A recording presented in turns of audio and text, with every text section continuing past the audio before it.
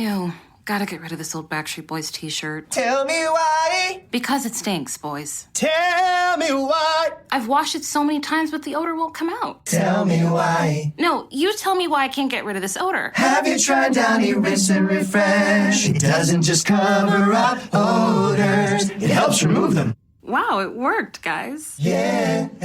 Downy Rinse and Refresh removes more odor in one wash than the leading value detergent in 3 washes. Find it wherever you buy laundry products.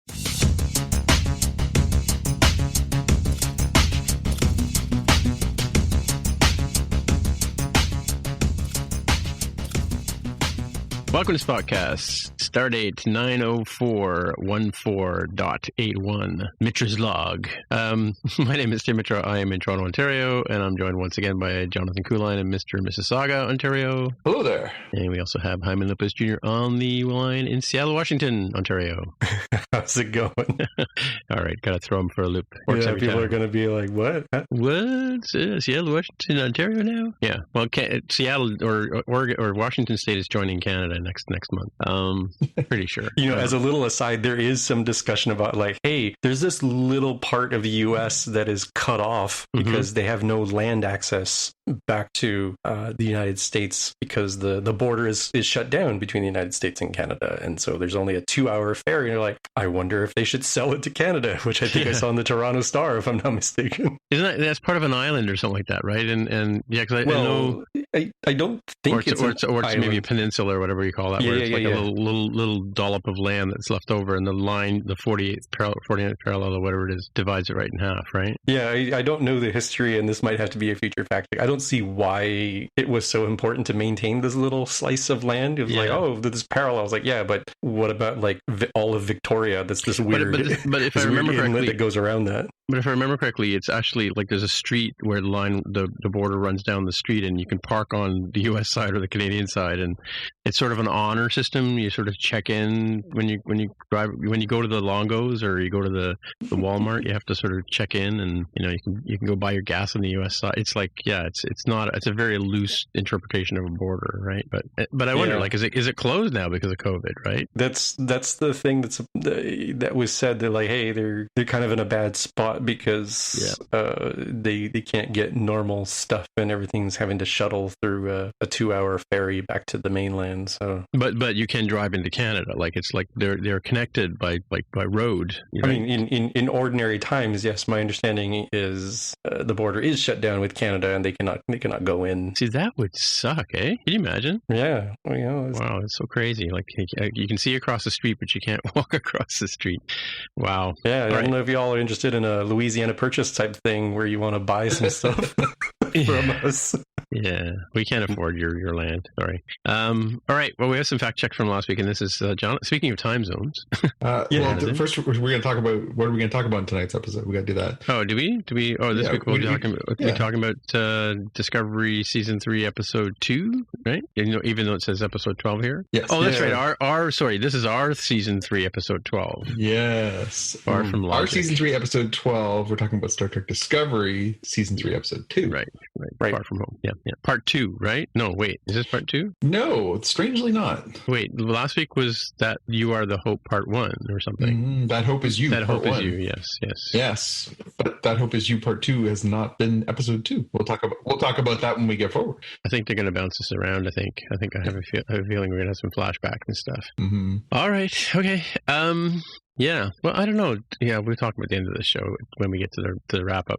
Anywho, so we have some fact check on. Let's try again. We have some fact check on some time zones there, Jonathan. Right? Not mine. This is from our good friend Hyman Lopez Jr. Yeah, sorry, he didn't attribute it himself. I copied and pasted the info and failed to annotate it as mine. But yeah, I just assumed it was Jonathan. I'm sorry. So last time we had talked about time zones. In particular, I happen to be in Pacific Daylight Time at the moment, given the season.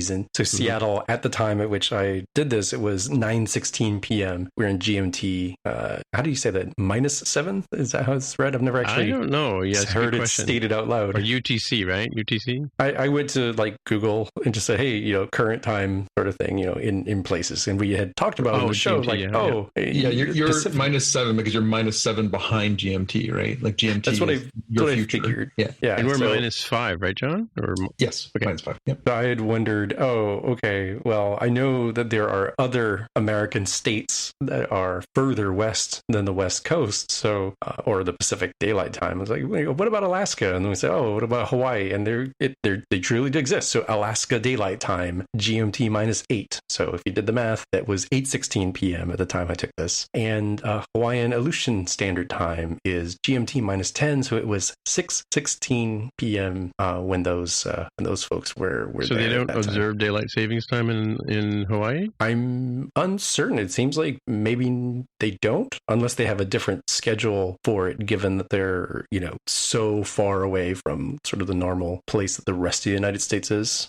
But I think the reason this came up, for those who are wondering, like, why are we talking about time zones? Like, well, when your fine host here had to wake up for a dastardly 5 a.m. Pacific Daylight Time so hard done by. To get my iPhone pre-order. I was like, all right, Alaska gets it worse. It was 4 a.m. But Hawaiian Aleutian Time would have been better, because with 3 hours back, like, I would have stayed up till like 2 a.m. That's fine. It was 5 a.m. was awkward. It was too early to get up for like work, but like not late enough where I could just make a late night of it or something. Right. It was rough. Well, so back in the, I think just 2-3 years ago, I would have to set the alarm for 3 a.m. And then get up, and the thing about it is that was when the store wouldn't open right at 3, which is midnight your time, because they were selling the phones at midnight, right? And I'd have to wait 15-20 minutes before I could even make a connection, to buy a phone, right? So I guess we talked about this on our Slack channel, which, by the way, you guys are all welcome to come and join up. There's a sign up page for if you want to come and chat with us. But so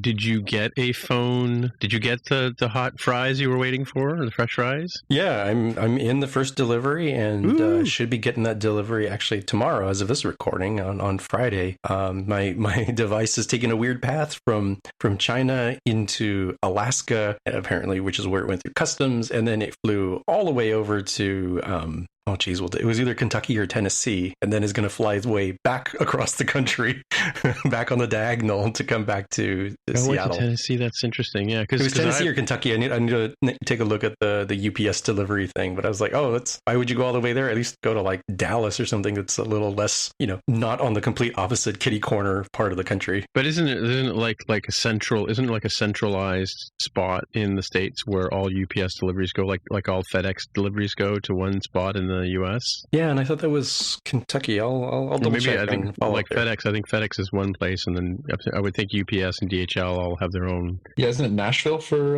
is Nashville or sounds about Memphis? Nashville. This one says Kentucky is where it went to.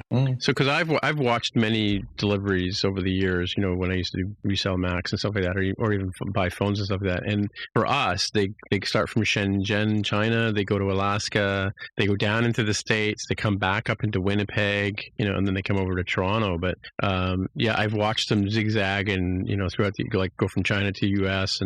But I think it's probably because there's probably a large like a container or more containers of phones that get shipped over, and they're probably on like huge skids, and then they get broken down into different regions, right? Because it's not like a whole container is going to go to Seattle, right? It's probably part of it. So they have to probably go and take them and break them down into their various places and sort them, like do mail sorting or package sorting, and that's probably how they get to where you are. Because I think one of our guys on our I think one of the guys on the Slack channel was saying his phone was frozen in Alaska, right? Today, earlier. Anyway, at least you got one in the first one. I got one. I didn't order one until well into the day, and so I'm getting one for work a week after you, I think, maybe. Yeah, and that's why we all lost sleep. Well, I didn't lose sleep. I had a nice, leisurely breakfast, and dialed into work, had a coffee, walked the dog, and then I ordered my iPhone. It wasn't as stressful. Are you still there? Yeah, no, it's like, it was like 8 a.m. If you had tried to join the rush, it would have been 8 a.m. your time. So yes, that's true. But I think you could have gone to Timmy's and got yourself a coffee and some Timbits. Well, we don't really go to Timmy's these days. That's the problem. We go to we can go to the outside of Timmy's and stand in line, 6 feet apart from each other, and that's not exactly going to Timmy's anymore, right? So, unfortunately, not that I would go to Timmy's anyway. All right, there are better coffees. Most of them come from Seattle. So Yeah, that's true. That's true. So the other thing, a little bit of follow up, two other pieces of follow up. We were talking about craft on that Star Trek. What do they call those things? short treks. Short treks. Thank you. Aldous Hodge played craft on the thing. He's been on a few shows before. He's a recognizable guy. Yep, he's a familiar face. Yeah. Yeah, familiar face. That's the word I'm looking for. And the other thing is we didn't talk about last week. We mentioned that we were going to talk about it, but we didn't talk about it, and that's Crave, Crave is our online service. It's connected to, I think it's connected to this whole CTV mega broadcasting chain networky thing, because Space Channel, when we started this podcast, it was still called Space, right? And now they've rebranded it as CTV Sci-Fi Channel, right? And they have like CTV Comedy Network and all kinds of other things, which is basically Comedy Network renamed. But yeah, so Jonathan was going to talk about Crave. Now, the backstory is when we were watching Lower Decks, we would basically dial into Crave in the morning, maybe at lunchtime, and watch the episode and then do a podcast after having some time to consume it. But what's happening here with for some reason, and maybe it's the difference in the popularity between Discovery and Lower Decks, I'm not sure. I think that would be my guess. Crave is not showing the show until well after the broadcast, right? Yeah, so we were looking into this, and okay, excuse me, I just need to dust my soapbox off here. Hang on. Count to 10. Yes, so Crave is still of the mindset that we live in the past and a world where you have to wait to watch things that air in different time zones in different places. And so what they've decided is best policy, and this may be because of their contractual obligations with CTV or Paramount or whoever, all that, Viacom, or it might be because of the arrangement internationally, because it airs on, I believe it's Netflix internationally, right, Jaime? I think it's Netflix. Yes, I think Picard was on Amazon, but I think for Discovery, it's still on Netflix internationally. Well, we also have CTV All Access, CBC, what is it? Not CTV, CBS All Access now in Canada. Maybe you have to have that subscription to get it earlier. Maybe, but what they've decided to do is, well, Tim's right, we used to get Lower Decks would appear at midnight Pacific time here. So 3 a.m. Anytime from 3 a.m. on, you could watch it here in Ontario. However, for Discovery, not only is it not coming on at 3 a.m. so you could watch it anytime on Thursday, it's not coming on when it airs on CTV Sci-Fi, which is 9 p.m. Eastern Daylight Time right now. It is not being put on Crave until 24 hours after it airs on. So it starts being on Crave at 9 p.m. Friday nights. So if you are waiting or only have a subscription to Crave and don't have a subscription to CTV Sci-Fi, which a lot of cable cutters have, it is a circumstance now, they have a Crave subscription and everything, you cannot watch it on the day that it is released in America, and you will then have to endure your Twitter feed, your blog enjoyment, and I don't know, if you happen to have a friend from Seattle that you want to talk to, you have on a show, no ability to watch it short of actually waiting around till Friday night, unless you have cable. And if you have cable, you can watch it, but again, you have to wait till 9 They're p.m. punishing the cable cutters is what they're doing, right? Yeah. So if I hurry, I can get this episode through production before it airs, technically. Yeah. On for half of our listeners, or all three of our listeners, I guess. Yeah. But it's lunacy. It's lunacy. It was lunacy 5 years ago. It was lunacy 8 years ago. It is beyond lunacy now that they think that the world works like this, that a 24 or more hour gap is going to stand. Like, if people want to watch it, they're just going to watch it in a surreptitious manner that is going to cost them money in the long run. I don't understand this rationale to have these delays. It's absolute foolishness. Yeah, they obviously just don't get it. They don't get how kids these days, I'm doing that kids these days thing, how they're consuming media, right? Like, I mean, the reality is, like, if you want to watch Star Trek Discovery, you're going to watch it, right? Yeah. Like you just said, right? Like, there are ways, and they can't prevent people from using those ways. So, well, and especially as VPNs have become so prevalent now, it is a lot easier to insulate yourself if you choose to, use less than legal means to view content that is to be paid for. But It's particularly galling because, you still pay for cable. I still pay for cable. Yes. And yet how we are still somehow marginalized, even though we are choosing to pay for this, which is nonsensical. Yeah. I don't understand this rationale, and I never will. I mean, again, you hear me on this soapbox all the time, but I do not understand. They did this with, Runaways, the Hulu show. Runaways dropped in, I think it was beginning of December. It dropped all the episodes on Hulu. In Canada, it wasn't airing until, I think it started in like January, February. And it was week by week, right? And it was week by week and not all at once. Like, what world do they think we're living in? Like, that's nonsense. Who's going to do that? If you're used to, the binging, either you will make the effort to go and find it and you will watch it at your time, or you won't watch it. And that's probably even more devastating. Like, right, yeah. You will just not care because you'll be like, are they still doing that? Like, it's so far behind. I don't care anymore because all of the interactivity is gone. You're not going to talk about it on your socials. You're not going to talk about it on your blogs with your friends. You're not going to talk about it at the water cooler. Nobody cares because it's in the past. It's like a live sporting event.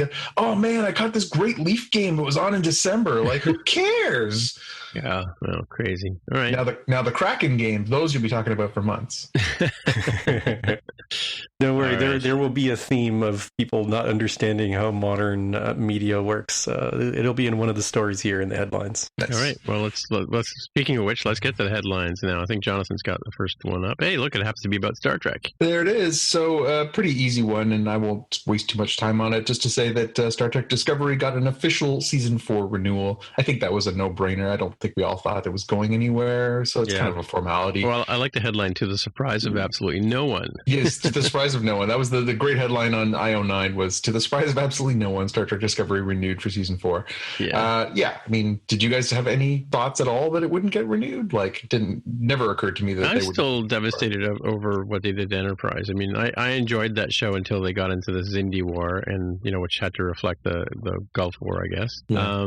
But yeah, I mean, and then they pulled the plug on it. So, but we talked about the Star Trek fatigue when we were talking about Nemesis and Insurrection and that sort of idea that there had been so much. There had been 4 consecutive television shows, I guess, including Enterprise. Plus, there had been the movies, and there was the original cast, and then they're just coming off DS9 and Voyager, and so I guess it just kind of fell victim to America was in a weird place because of 9/11, and also it just people were just a little Star Trekked out. Now it seems like we're in a new golden era of Star Trek as it just keeps manufacturing itself. But it was the war on Terra. Yeah. Right. So good news. That means season 4 of this podcast coming soon to you.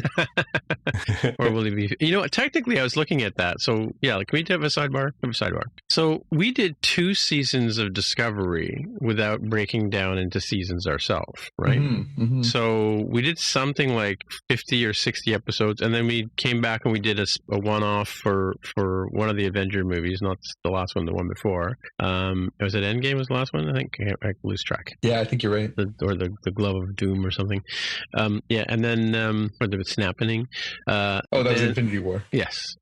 Oh yeah, so Infinity War was one before. Yep. Yeah, so that one we came back and did one, and then we did a few shows around Game of Thrones, and we did one for the Game of Thrones thing. But so my Black point Panther, and we did a few things. Yeah, so we sort of did a half season or like a 1.5 or whatever it was. I forget how I numbered it. Maybe I'm gonna have to go back and renumber them because I think we went up to like 60 something episodes without breaking down into seasons, and then we decided we came back for Picard and we called that season 2, I believe, right? And then we switched over into season 3 for because we had a hiatus, and then we came back. We did Lower Decks, and now we're doing Discovery as our season 3. But technically, it's season 4, right? So my brain hurts. I know, eh?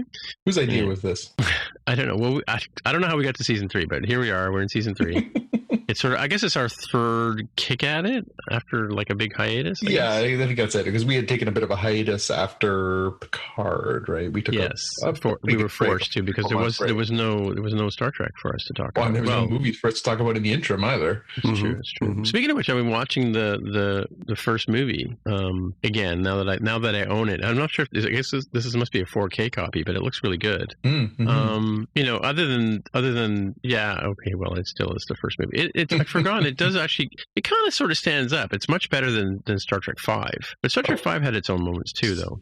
Star Trek V is just a crime. It is oh man, that is one of the worst pieces of science fiction I've ever come across. There's no defense of that. Yeah, but it's got the fan dance. You got to admit, right? So, oh yeah. Yes, that temptress that she is. All right. Anyway, let's move on to Jaime. Jaime's just chomping at the bit to tell us his story, and I have a question for Jaime about this one anyway. So what's up? Yeah, as things have gotten crazy during the pandemic era, apparently you can do a private theater rental for as low as $99 at AMC theaters. That's one of the large chains here in the United States. It's a chain here think too. They have a UK It's branch. not a chain here anymore. They sold their Canadian ones. Oh, it's now Cineplex. Oh, okay, never mind. Yep. Yeah, there's no more AMC here. Yeah, there is some caveats that just gets you like the rental itself. If you want to bring in outside food, that's $250. Getting access to the auditorium beyond 15 minutes prior to film start is $250. The microphone is another $100. So like you're not getting in there just for the $99. But like you and your pod of folks wanted to do something, I'm like, man, that might be kind of nice to go. Just get my household out there and pretend that we're at a movie theater like in normal times to watch a movie. Well, so yeah, that's interesting because you've always been able to rent a theater. Like I've been to conferences where they were inside a theater. Many of them, I think one I used to go to in Seattle, in fact, was in a theater or at least an auditorium kind of thing, right? But so my question is this: suppose you were to rent the room, right? What if you wanted to bring out like Tenet or something like that? Would you have to pay like some exorbitant rate to get the film loaded up for you, right? So they have older films will start at $99 plus tax. Newer films, so it's including like a film. Tenet, It's including a film. Cost between $149 and $349 to rent out. So I mean, still that's not too bad. If you and your friends all pitch in, you can get a whole thing and watch for yourself. I mean, I'm not saying it's cheap, but it's not extravagant. Like I know that what you're talking about. We're like, hey, have your organization's all hands meeting. Like have it here at the movie theater. All right, yeah, I've never done that myself, but I imagined it was not cheap to do that. Well, it sounds like it's even cheaper now to do, which I was like, oh, that'll fit on my credit card. I could do that myself. It doesn't require a corporate card to do that. Yeah. So will they give you a menu of films to choose from, or can you just be like, hey, I've always wanted to watch insert movie here on the big screen. If I wanted to go see Howard the Duck on the big screen, could I pay $500 and go see Howard the Duck on the big screen? Which, by the way, I did when I was a teenager.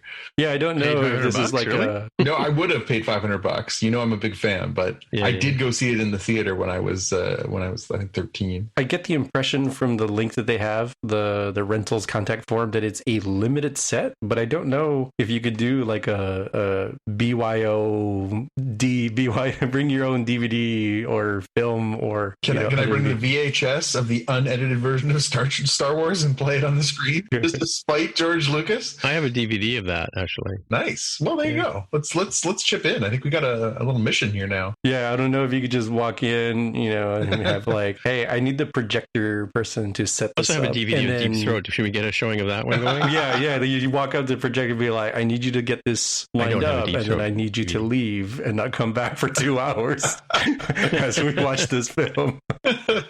Right. Yeah. Anyway, what's next? What's George Lucas up to now? Or no, yeah, no, speaking not of George films, Lucas, no, not George Lucas. He sold that. True. But I can see why Tim thought this. So the story here is that Disney Plus is bringing the Willow sequel from Lucasfilm. It's their first non-Star Wars. Are they bringing back project. Ron Howard too, or? Yep. Ooh. They're bringing back Warwick Davis. Let's see, did they specify? I don't know if we will have Val Kilmer coming back as Mad Mardigan again. Yeah, and his ex-wife Joanne Whaley, because they met and got married on that film after that film. Wow. And yeah, because she was Joanne Whaley, and then she became Joanne Whaley Kilmer, and then I think they have since split. But that's pretty funny. Yeah, it's been a minute. So this original film was from 1988. So the wee baby is now could have had their baby, and is possibly, depending on how things work out, and given the medieval thing, it may be a grandmother by this point, given how much later in time this takes place. So it'll be interesting. But coming to Disney Plus is the key part there. Yeah, and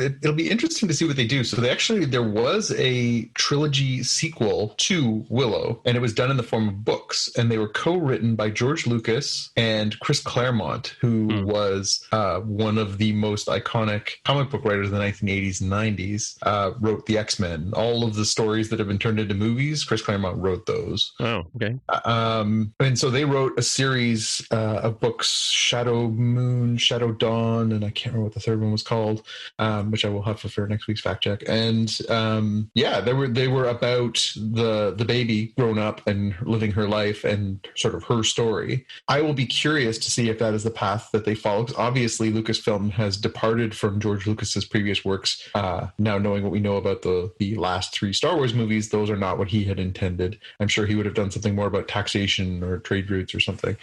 But he has already written what he thinks happens next, and it's his thing. So I wonder if they will take any of that, or if they will just leave it on the table and just focus on Warwick Davis's character, or tell a completely different story. But interesting, really interesting. I love that. And one of my all-time favorite fantasy movies. Cool. All right. I'm up next, and this one, I don't know. I haven't watched it, so I shouldn't judge. But we talked a few weeks ago, maybe the beginning of the season, we talked about this Hilary Swank show that was coming to Netflix. It was about a woman who was an astronaut, and she was going on this mission where she's going to be going to Mars. She was going to be away for years. The show is called Away.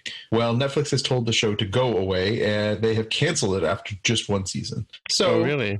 Interesting development given the fact that it has that kind of star power. I mean, Hilary Swank is a 2-time Oscar winner. That's not small potatoes.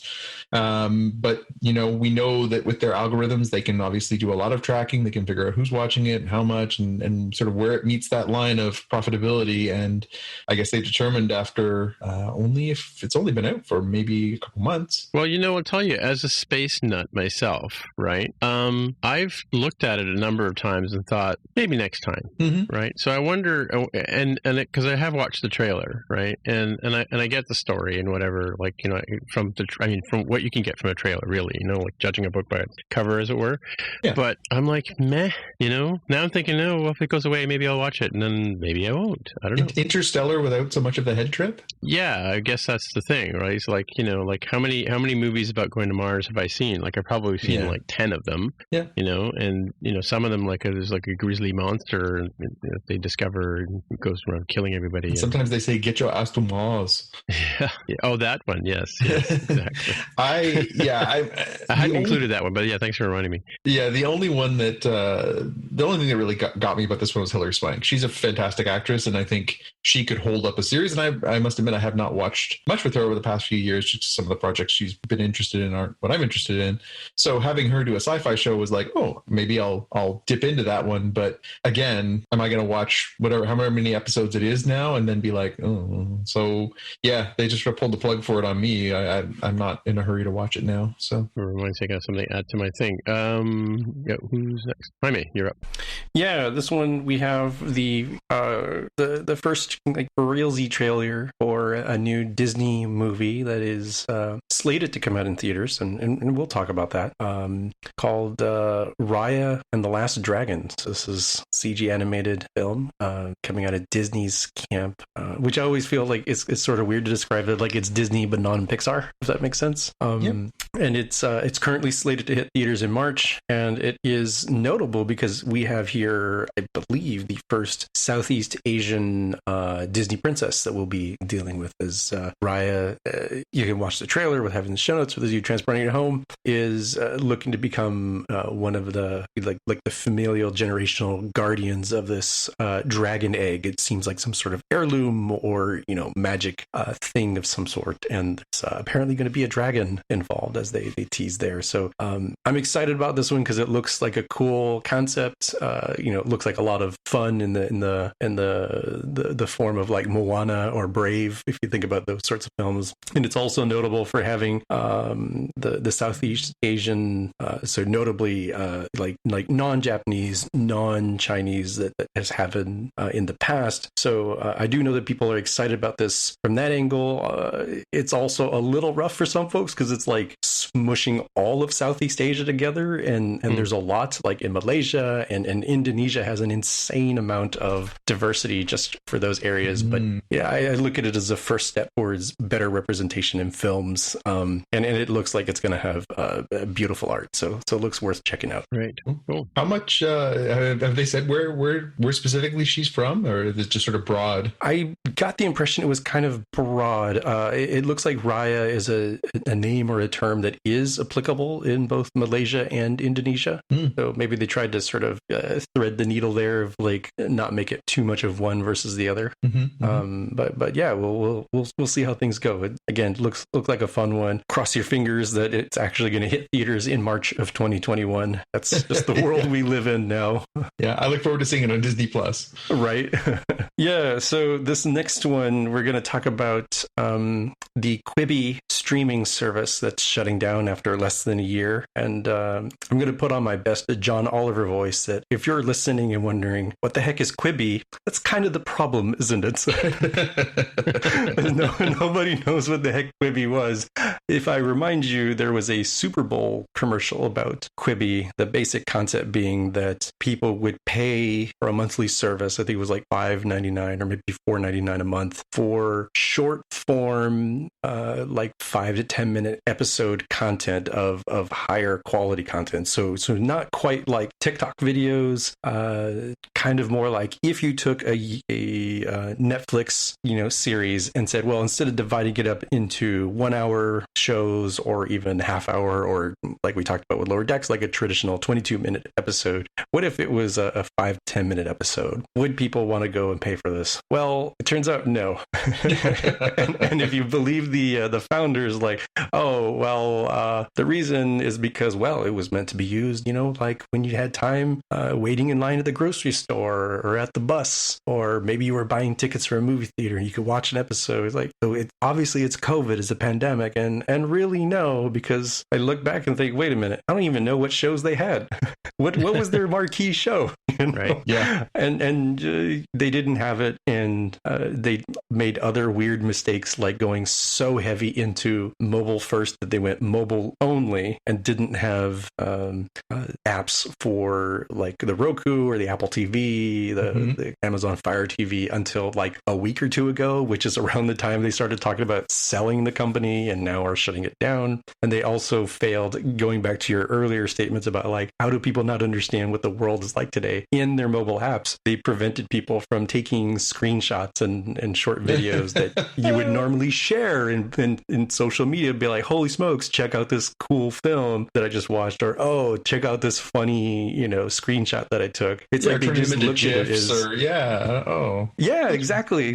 I mean, nobody's gonna, pirate your 5-minute video one screenshot at a time. Let's just be honest there. They just did everything they could wrong, and they raised like $2 billion. That's billion with a B to launch this thing, and now it's dead. Wow. All right. I'm not, to be honest, I'm not even sure it even came to Canada. I don't remember hearing anything promoting it here. Well, that's kind of the problem, isn't it? Well, yeah, it kind of is.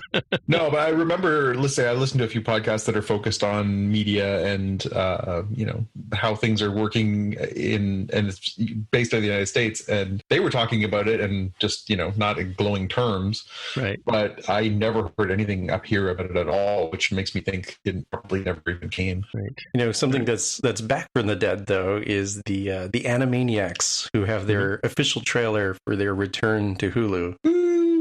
Is great. It is a little weird seeing their show in full HD in a 16:9 ratio instead of standard definition and a 4:3, almost a square kind of ratio. But it's really nice to see that they've brought back the original voice cast, at least for the main characters, plus Pinky and the Brain. So it's looking like a lot of fun. I'm enjoying this so far. Yeah, and the trailer it's funny too, just because again it has always been a product of its era. It very much was sort of 1990s-ish. And now when you see the trailer and they're talking about, you know, very contemporary things, it's kind of a weird crossover of what you're familiar with from the past is now in the present. Nice. Interesting. Can't wait. Love that show. And that's where Pinky and the Brain started? Didn't they spin off into its own show? Or okay. Yeah. It's sort of weird how you have that lineage, right? That like the Pinky and the Brain show did run for quite a while, I think, as its own spin-off. Yeah, they did. Well, because first it was first it was Tiny Toons, and then it was Animaniacs, and then it was Pinky and the Brain, and then it was Pinky Elmira and the Brain. It's and I have all of them on DVD here because I'm that guy. But as you say, it's not exactly high quality restorations of those, given all things considered. All right, I think you're up, John. Yep. Next up, a bit of a surprise. Jared Leto is returning to his role as the Joker in Zack Snyder's Justice League Snyder Cut for HBO Max. Right.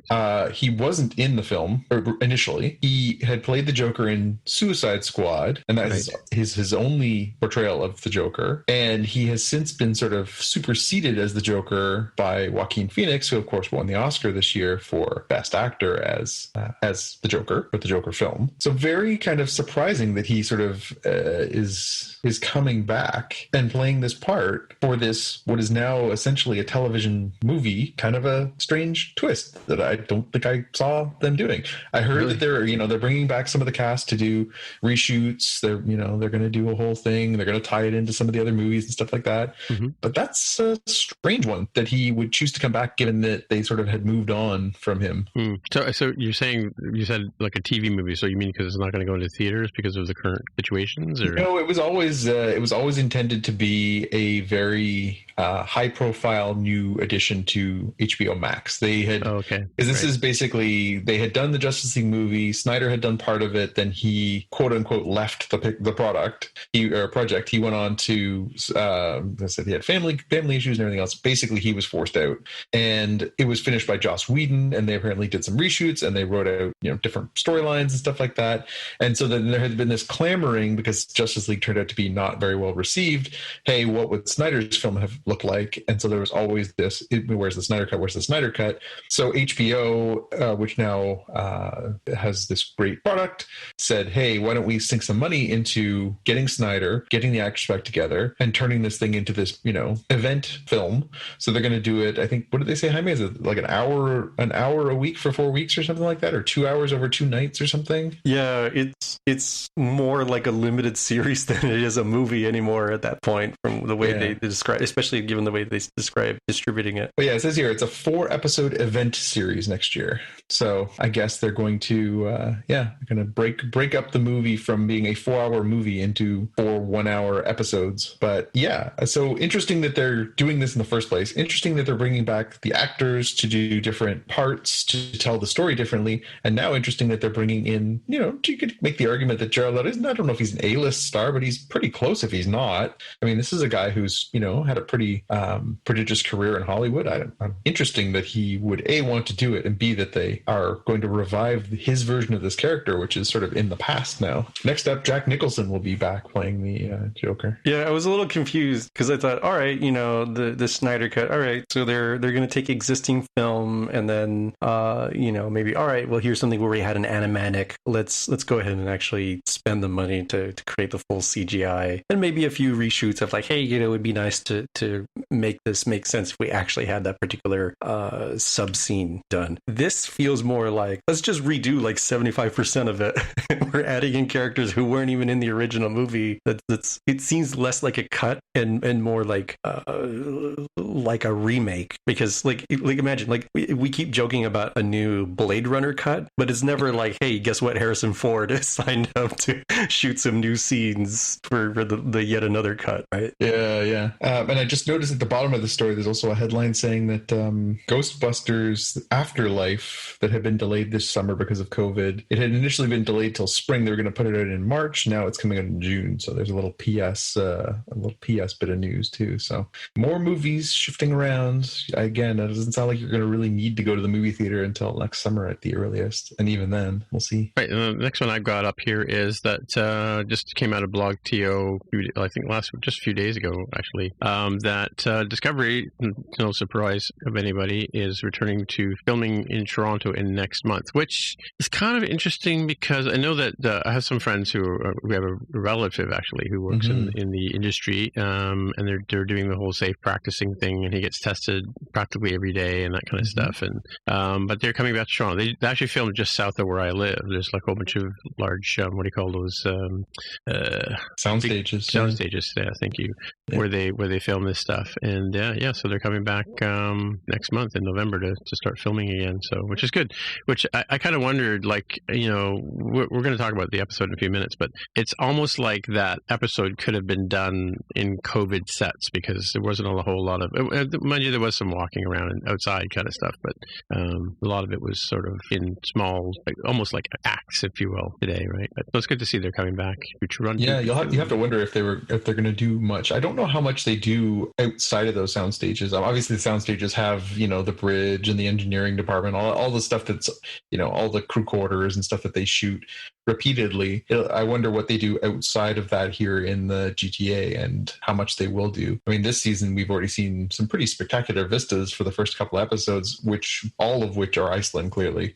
But yeah, it'll be interesting to see if they're going to do anything like that here. Well, spoilers, kids. This is the part of the show where we actually are going to talk about Star Trek Discovery Season 3, Episode 2, Far From Home. And leading off on the recap is Jaime Lopez Jr. Take it away. Yeah, I'll start off by saying I couldn't help but think that the Season 3, Episode 3 would be like Homecoming. Yeah, just given the match with the Spider-Man movie name. Yeah. But it is applicable in this episode. We'll talk about why. So we start right at the very beginning that the Discovery crew is not having a good time as we get to see them coming through the time wormhole.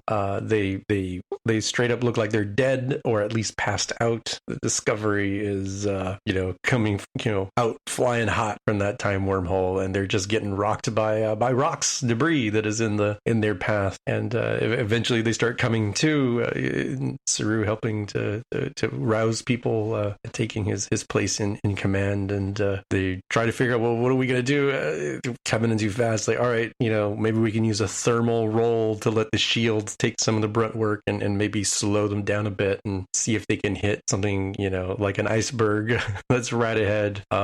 You got a little bit of an action scene that it's hard to describe in words. Go check out the episode. It's pretty good. Apologies, Tim. It sounds like maybe you missed part of it. I did, yeah. Thanks to Rogers. Yeah. But the basic idea is, they're come crashing into the Century, but they do survive the crash. The crew is clapping for Detmer, who's at the con, but she's experiencing shock. Like, she is definitely not okay, right? She's got kind of that quiet yet ringing sound that you would normally see when somebody's experiencing shock in like a war movie and a grenade just went off or something, right? Mm-hmm. So the crew assesses the situation.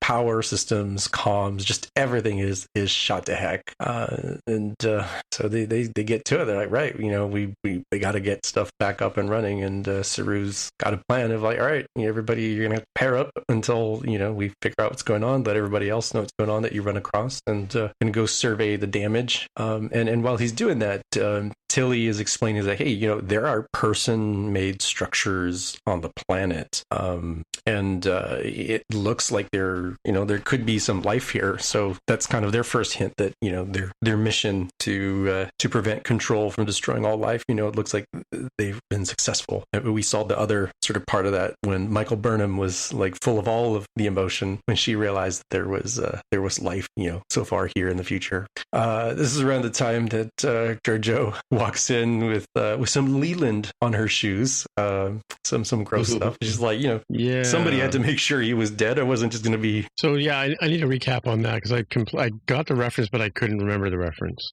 So she was fighting him in the the spore drive room, and ended up trapping him in something that like demagnetized him or something of that nature. You basically made him like decompose or almost melt, and that's the last we saw. But apparently she was like, cool, here's his pile of body. I'm just gonna stomp a mud hole in him and just make sure he's dead.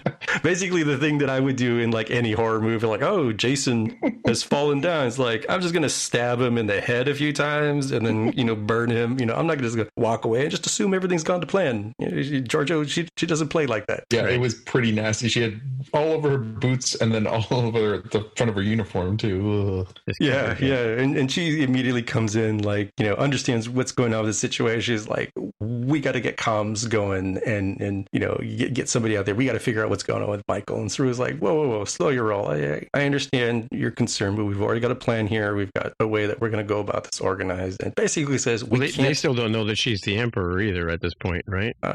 Some of them do. Yeah, Saru does, I believe. Yeah. Right? Is he senior staff? Yep. And he's just like, dude, we can't spare an engineer, biatch, but like with nicer words, Right. Basically, get on my face here. Like, we've got a plan. Don't try to mess it up here. We move over to see Dr. Culber bringing Stamets out of the medically induced coma, given he was injured prior to going through the wormhole. And they have a nice little moment as both doctor and patient and as a couple, which I thought was real nice. And Detmer is okay, I guess. I mean, she gets cleared by a doctor, but it's also still kind of clear from what we see of her that she's not acting quite right. And Culber like smiles as he walks past her, thinking like, oh, she's gonna say hi, or like, oh, okay, I guess she's just gonna walk right past it. She's like clearly kind of out of it. Giorgio talks to Tilly about the comms situations. They just don't have the right materials to repair their translator, I think it was called. Is that right? Translator. But going along the lines of what Tilly was able to find out about the planet, so she sees that there's a settlement that has 50 life signs and weirdly, hypothetically warp-capable ships, but they don't have dilithium, which is odd for the Discovery crew because they don't know what we know, right? Like, we knew from the first episode of the season that the burn has happened, and that's why those ships don't have dilithium. It's a very rare commodity now, right? As we saw in the first episode. So again, Saru taking charge as acting captain is like, all right, here's what we're gonna do. We're gonna try to maintain the Prime Directive if possible. We've probably, maybe somehow gone to the future. We might also be in the past, so we don't know if we might impact things with our past knowledge. We don't know if we're effectively people from the future and impacting knowledge that way. And even if we did end up in the future and everything is great, we still don't know how people are going to react to us, right? So let's just try to maintain a low profile as possible.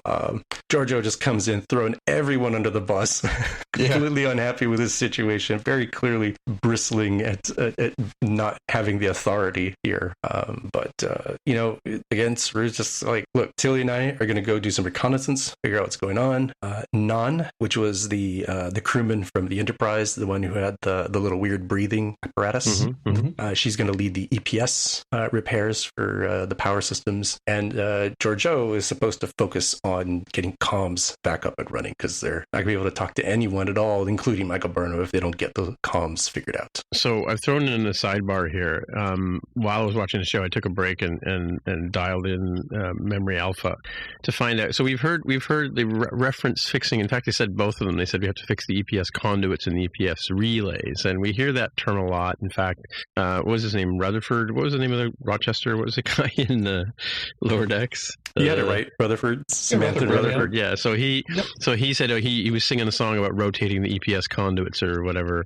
So I took a second because they talk about plasma relays in Enterprise and they talk about EPS stuff in Voyager and a few other shows and DS9 and that kind of stuff, right? And there's examples on this page of when they're referenced and what they're referenced about. So EPS relays, or EPS and plasma relays are the same thing, but apparently it's how the power is sent throughout the entire spaceship or starship or whatever. So that's what that's why they always have to keep rotating those EPS conduits and fixing those EPS relays and stuff. Anyway, carry on. Sorry, sidebar. Yeah, no worries. So we end up with Stamets and Jet Reno in engineering. The one thing I hadn't noted was that Stamets was told by Dr. Culber, like, look, you really should spend like 3 days just resting and healing, just given the trauma that happened to you, or at a minimum, like a full day resting if you wanted to have like horrible scarring and not a good time. But he wasn't listening to any of that. He's, trying to be, not helpless, but try to be a hero, right? And help do what he does best. And that's engineering. So he goes over and the engineering is talking about, solving this problem. And Jet Reno is like, look, like, so we're working together, right? He's like, no, I didn't say we were doing that. Look, we're supposed to pair up. And if Hazmat here was cleaning up the Leland goo and Mr. Hazmat there is like, my name is Gene. She's like, I've already forgotten that. So just moving on. These two need to team up and solve the problem. We end up cutting over to Saru and Tilly, who've gotten into their recon gear, their laying low sort of outfits, and they head out into the chilly unknown. And on this walk to the settlements, Tilly just sort of starts chit-chatting a lot and revealing that sorry, I talk when I'm scared. And Saru, he knows something about fear, right? But he's like, look, I expect people to feel fear in my crew, but for this case, for the mission, I need you to contain that. And you do that. Like, yeah. And she's like, why did you bring me? And he's like, well, I need an engineer, and more specifically, one that I can trust, right? And he seems to trust not only her capabilities, but her, ability to be a proper crewman for what he's going to need. And, there's an opportunity there for first contact. They see a guy, a mysterious, shadowy guy, and they're like, all right, I guess we're going to go say hello to that guy. Back on the ship, back on the Discovery, Georgiou and Nun discuss this weird ice thing, and it's like, as it turns out, it is parasitic ice that's going to start eating away and destroying the hull. And by the way, it gets worse in the shade. So with nighttime coming up, like they're going to be boned, right? They got a ticking clock here to get through the problem. And they walk through the decks and have a little chit chat. And Nun talks about how she came here for Arium, and that's why she's there. And their Joe's like, well, Section 31, they would have asked me to take over, and I don't like the bureaucratic life. I prefer jumping from universe to universe, right? He's got that there. And she ends up, and I don't believe this is paid off in this particular episode, and correct me if I'm wrong, Georgiou ends up pairing up with Linus, the weird guy who sneezed on somebody in season 2. Yeah, Linus the Saurian. Thank you. The Saurian, who apparently has an enormous visible spectrum, 65,000 nanometers, I think he said was the spectrum. So that hasn't paid off yet, or maybe I missed something subtle, so perhaps something in the future. No, she does talk to him, and she sort of pulls him aside, and there's another little reference there later on where she's, somebody sort of says, did you actually think she was going to do what she was told after that scene? But you never really get a payoff on that one, so I don't know if that's still coming or where that is. Right. So we're back with Saru and Tilly, and they're like, well, so those are blaster marks that we can see in this little settlement. Is this person, this mysterious person, leading us into a trap? And they follow him through what turns out to be one of those transporter doors that sort of zips them into a completely different spot up on the cliff, I think, that leads into a bar. So they got a space bar, and people are getting kind of edgy. Space bar, right? I mean, it's like a saloon. It's like an old Western saloon, but with like space stuff. Yep. And people get a little edgy, a little nervous, kind of cleaning the bar a little weirdly, and then guns are drawn, and they're like, yo, we saw the Starfleet ship. Who the heck are you? They're like, well, dude, you just said it. Like, we're Starfleet. It's like, no. Anybody could have that sort of stuff, right? Like, you need to prove that you're Starfleet. And so he's all right, well, here's Starfleet, very specific regulation that, like, we're supposed to be presentable and present ourselves as we are. And like, all right, that does sound like a Starfleet sort of regulation. It doesn't sound like somebody just remember that for funsies. And we meet a person named Cal, who's interested in helping them out. He's kind of, as it turns out, he's kind of always believed that Starfleet would come. And we'll talk about that in the future and what that means for his character. And Saru sort of starts out like, our ship was adrift, and we actually don't know the name of the planet we're on. And Cal's like, well, it doesn't really have a name, but we refer to it as the colony. And he's worried about this Zara character. And the crew is like, well, so who's who is Zara? Why are you so concerned about them? And by the way, we have dilithium, so we can help each other, right? The people that are calling, oh, dilithium. Okay, yeah, we'll do a trade. We move over to Stamets and Reno, who are disagreeing on who should fix the blown relay that's kind of up in the rafters in an inconvenient location. And Stamets, again, we mentioned, is like, this is a person who went through some serious trauma. And Jet Reno is like, no way, my spine is all jacked up from that crash. So it's not going to be me that's doing it. So he's like, look, dude, just like admit you're in pain and accept things are. It's tough being helpless. Yeah, but let's go on. Stamets not having none of that. He's got to go be the hero. He's going to go into that Jeffries tube. His health be darned. And we come back over to the space bar, and Cal is like surprised at how old Discovery's as a starship seems to be, given that they need help repairing this translator device. And he's using apparently programmable matter to knit repairs for the comms, which is kind of a cool bit of tech that Tilly obviously didn't know what it was because it's such advanced technology. And here's where we talk about that Cal said, he always believed that Starfleet would come and help and save them. Yeah, and the programmable matter is interesting because that we talked about that during the last episode, right? That was clearly what was happening with the what was his name? The man who was waiting around for Burnham and Starfleet to turn back up. No, the Sheila, something. It's in our notes. We'll have to go backwards here. Hang on. Yeah, it was. So the bigger point is that he was basically his bed would appear and disappear. His toothbrush would appear and disappear. His desk would. All he'd do was sort of wave his hand over his desk and stuff would appear. And that was sort of the big like, oh, well, what is this? Like, how's he doing that? So now we actually have a term for it, right? We understand what it is we're looking at. Yeah, it feels like super advanced nanomachines sort of technology. Yeah. So here they end up talking about like, why is this Zara causing so much fear? And apparently he took advantage of the community as a courier, like killed the original courier and is just like exploiting them, extracting whatever he can from them because they're stuck, right? They like can't really get off that planet, and they live on a rough planet that requires certain materials to survive. And I don't remember if it was Saru or Tilly. They're like, why hasn't the Federation intervened and helped? And they're like, dude, where are you from? What are you talking about? Why hasn't the Federation helped? They're like basically a non-factor, right? Again, pointing out how they know so little about what's changed. And around that time is when Zara shows up with his posse. He doesn't recognize the USS Discovery. He does know that it is a ship called the Discovery, right? And he also noticed the timey-wimey particle emissions and noticed that the Discovery folks couldn't do a very simple, basic repair. So he's hinting very strongly that, like, he knows what's up, right? He knows that these are time travelers. That's why they can't do things that, like, us modern folks can do, and why they saw those particular emissions that I'm sure they teach every school kid in, like, elementary school. Like, hey, this is what time travel is, sort of thing. Cal ends up, getting torture beamed to death. I don't know how else to describe this thing. It has kill settings, but also torture settings, which seem agonizing. Mm-hmm. Yeah, that's pretty nasty. The way, like, it looked like a pretty horrible way to go. He just doesn't kill him. He makes him burn. Yeah. Yeah. And, the posse starts talking about, like, well, maybe they could take this one's head and, this is an autocorrect error. Tilly's hair, it might be worth something. Yeah. Right. And I should mention, they're saying this to each other in this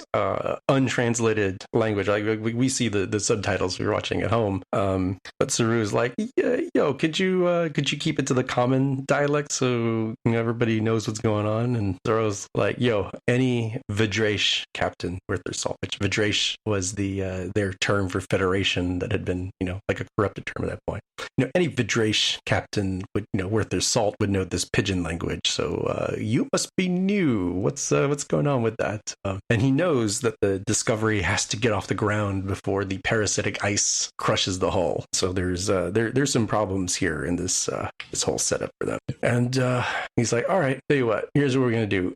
Tilly is going to go out there in the dangerous time, and she's going to go fetch the dilithium while they wait here, right? Like that's how the trade is going to happen. And it's going to be dangerous, right? Because nighttime is rapidly falling.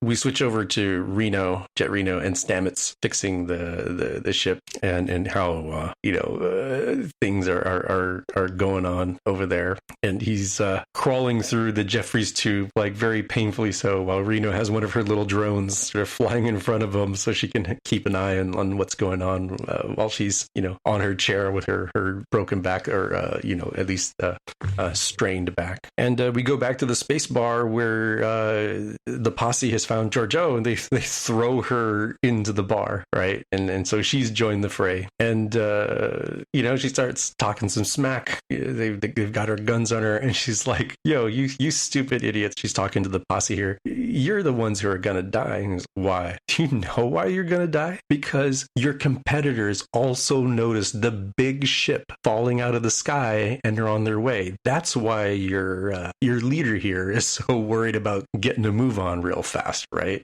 And Georgiou gets torture beamed here.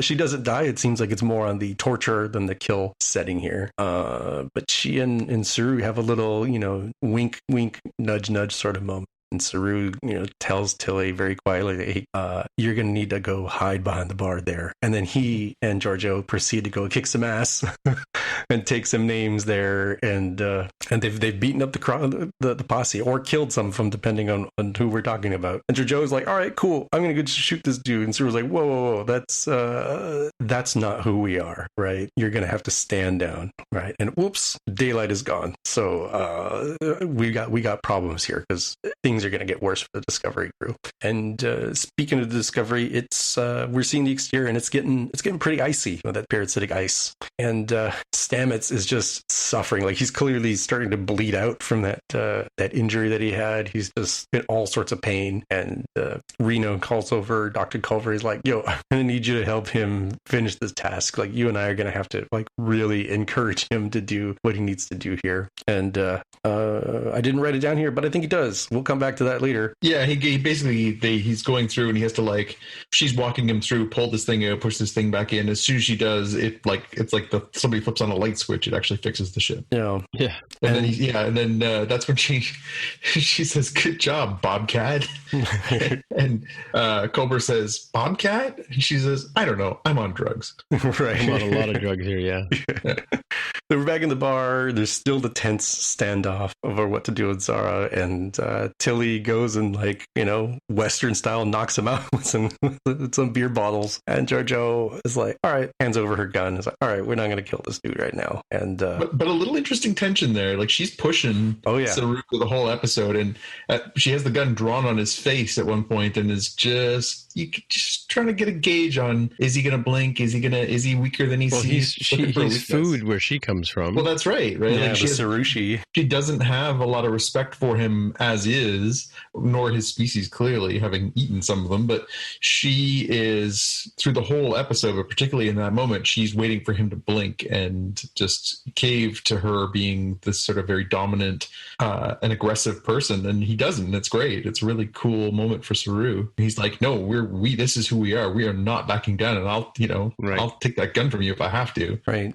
So for this next character, I wrote not Cal, because I really miss his name. How are you wrote down in the notes? I did. How do you think that's pronounced? I'm just going to forgive the apostrophe and say Oser. Yeah. Okay, Oser. So not Cal is Oser. So Oser, the remaining colonist there, is given the choice of what to do with Zara. And he's like, all right, well, we're going to give him your pack, Tilly, and we're going to send him out to walk the icy path. He's like, what the hell, dude? Like that's just as good as killing me. I won't last 5 minutes out there. He's like, dude, you were going to send her out there. You go start getting walking, right? So Zara's heading off there, and Oser gives the crew a personal transport and says, yo, welcome to the future. Thankfully, the Discovery is okay, given what work that Stamets and Reno had done. Power's all coming back and everything, but kind of unclear if Detmer's okay. She still seems a little out of it from that initial sort of crash situation, the time warp situation. The Discovery is trying to get off the ground. It's clearly, as they note, like, we know the ship's not meant to lift off the ground like this. It is a spaceship, but let's do our best to get up there. And the ice is growing and sort of resisting them, like this weird live vine creature almost sort of thing. And they were like, oh no, there's like another ship right on top of us. Get the shields going. Sorry, shields aren't coming back for like another 30 seconds. And this tractor beam has got their hull and lifts them up, and they're left with this tense moment. All right, what are we going to do? And again, following along that theme of Georgiou, who very clearly, like, with her eyes was like, we shoot them, right? Like, we don't know who these people are. They're a danger to us. Just shoot them first. We will survive. And that's not how Saru works. He's like, right, hail them. Let's see what's going on. And boy almighty, we feel the burn yet again as we see Michael Burnham with her long hair now. And she's so excited. She's like, I've been looking for you guys for such a long time. And, I landed here a year ago. So now we know, definitive. We had speculated last week, maybe how long it would be, given her very short hair when she landed and her very long hair now. But there we go, the crew reunited again, as the time difference meant that Michael has now spent a year here in the future. Were you guys surprised at all that it was her? Did you guys, when they were caught in a tractor beam, did you think that it was her, or did you? Well, for a second I did, but it was kind of like, I was going to say, like, it was kind of a weak ending in my opinion. Like they could have gone so many other directions. They could have like dragged this out for a few more weeks or whatever. Like they did that with Spock last year. They just kept dragging things on and on, right? The whole search for Spock theme that they had last season. But I don't know. I don't know if it necessarily needed to be Burnham coming in. And mind you, it's the old trope of Star Wars. They have to solve the main problem in 40 minutes, right? Which they did by her lifting them up out of the ice. But and to have her big smiley beamy face at the end, I thought was, I don't know, it was kind of not. They could have handled the reunion in a much different way, right? Yeah, I mean, it was a little anticlimactic. Yeah.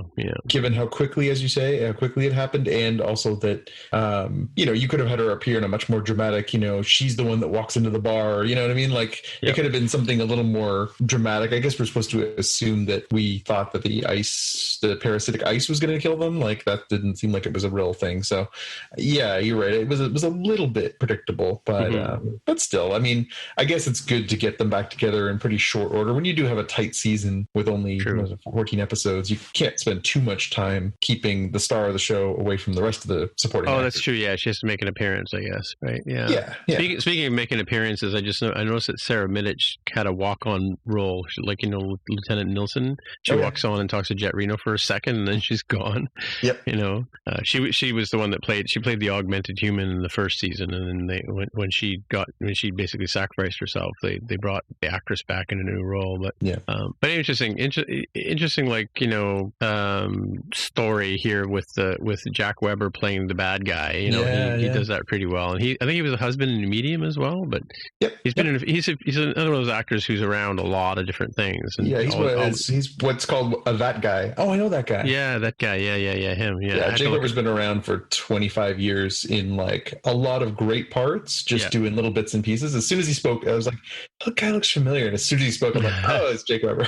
Yeah, no, I knew who it was as soon as he walked in the door. Yeah. But yeah, same sort of thing. Interesting story. But again, but that whole, like, what do you call it? Space bar, the Western, sort of the Western motif with the half-hung doors, and they swagger in, and everybody looks at them and reaches for their gun, kind of thing. Oh, right down to the fact that Zara is wearing spurs. Like, he's literally wearing jangles in there. Like, like, somebody please explain to me why you need spurs in the 32nd century. Like, was he riding a space horse to get there? Exactly.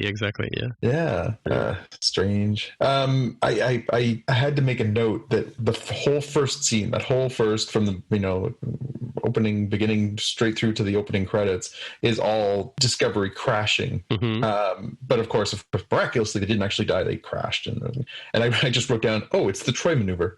Yeah, exactly. Yeah, exactly. That's what I was thinking when how to crash a Federation starship, but not die. So as we alluded to, like my PVR didn't start recording, so I flipped on the channel like 2 or 3 minutes into the show, and like it's literally the Discovery skidding to a halt on this planet. I'm like, yeah, okay, we've seen that before. They even did it in lower decks, right? Because instead of skidding, it rolled, right? Yeah. The saucer section, right? Yep. Yeah. And just some other notes, like it was really nice to see the interplay between Stamets and Culber again. Obviously, we had the sort of ups and downs. They sort of started with a little bit in season 1, and then of course Culber dies, and then and they miraculously recovers. Miraculously comes back, but then he's kind of traumatized. He's not really himself till towards the end of the season. So to see the two of them being both clearly in love with one another, and then just there's really good chemistry just as actors between those two performers. And there was a couple of scenes. That first scene where he's like, I'll let you out of the bio bed, or I'll sign off on your discharge as long as you can say, what is it? Some really long thing, yeah. As long as you can spell it. So not only know the long, but spell it. Let me out of this, or my boyfriend let me out of this bed, and all I got was a stupid T-shirt. Yeah. It again, those two are great. I really like their chemistry, and I really enjoy the scenes between the two of them. I really like the Georgiou Saru dynamic, because that's the one thing that really is going to be an interesting play out over the course of the season is who's in charge. Saru was the acting captain, but the ship is filled with commanders, so I think we all assume that at some point Burnham will become the captain. That seems like a logical destiny, but it'll be interesting to see how these things happen, and sort of the gives and takes and pushes and pulls, and sort of will Saru recognize that he needs to be the captain and just become the captain? Will he defer to Burnham? Will they get pushed by Georgiou? Like there's some interesting dynamics there that will be interesting to see how they play out. Happy to see Linus the Saurian. That made me laugh. As soon as he showed up, I started laughing. I was like, yeah, Linus made it. Woo! Linus is in the future. And yeah, the personal transporter. I'm glad they got the personal transporter, so that so now we've got a few of those. So I'm interested to see how they can use that as a storytelling. Now you don't have to be like, beam us out. They could just like and go. Yeah, that'd be kind of cool. They got the Scooby-Doo hallway sort of chase.